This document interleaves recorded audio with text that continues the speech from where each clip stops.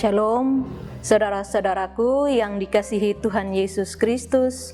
Saya yakin kita semua ada dalam sukacita karena kasih Tuhan masih melingkupi kita. Jumpa lagi bersama saya, Diaken Herlin Wanggadima Abel, dalam acara Santapan Rohani Hosana. Saat ini kita akan belajar firman Tuhan yang terambil dari Matius 28 ayat 19 dan 20. Sebelum kita membaca dan merenungkannya, mari kita berdoa. Bapa yang baik, Bapa yang maha murah dan maha kasih, kami mengucap syukur atas kasih setia Tuhan di sepanjang kehidupan kami. Saatnya kami akan membaca dan merenungkan firman Tuhan. Tuhan memberi kami hikmat dan kemampuan agar kami boleh mengerti dan memahami firman Tuhan dan boleh kami lakukan dalam kehidupan kami hari lepas hari. Berfirmanlah ya Tuhan, karena kami anak-anak-Mu telah siap untuk mendengarkannya. Haleluya, amin. Beginilah bunyi firman Tuhan dari Matius 28 ayat 19 dan 20. Perintah untuk memberitakan Injil. Karena itu, pergilah, jadikanlah semua bangsa muridku, dan baptislah mereka dalam nama Bapa dan Anak dan Roh Kudus. Dan ajarlah mereka melakukan segala sesuatu yang telah kuperintahkan kepadamu. Dan ketahuilah, aku menyertai kamu senantiasa sampai kepada akhir zaman. Demikianlah firman Tuhan. Shalom, Bapak Mama sekalian. Tema yang akan kita renungkan bersama adalah kita adalah tangan Kristus. Pada Perang Dunia Kedua, sebuah gereja di Jerman rusak karena dibom oleh pasukan sekutu. Di gereja ini ada sebuah patung Tuhan Yesus yang sangat terkenal. Patung itu juga terkena bom yang mengakibatkan kedua lengan pada patung ini terputus. Pihak gereja memutuskan untuk tidak memperbaiki tangan patung itu.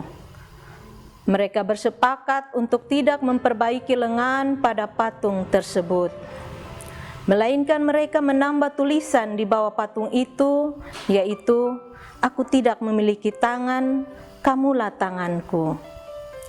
Kekasih Tuhan, kisah ini mengantar kita untuk memahami bahwa Tuhan berkenan untuk memberikan kita kepercayaan menjadi tangannya. Allah memberi kita hidup sekaligus talenta untuk saling melayani. Setiap pemberian Tuhan, bahkan kepercayaan untuk melayani, harus menjadi berkat bagi sesama kita.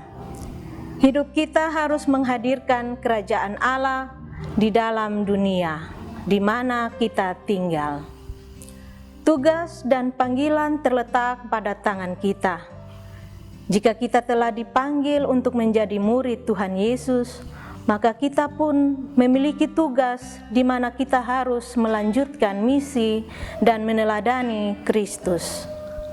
Apa yang Kristus kerjakan, harus pula kita kerjakan.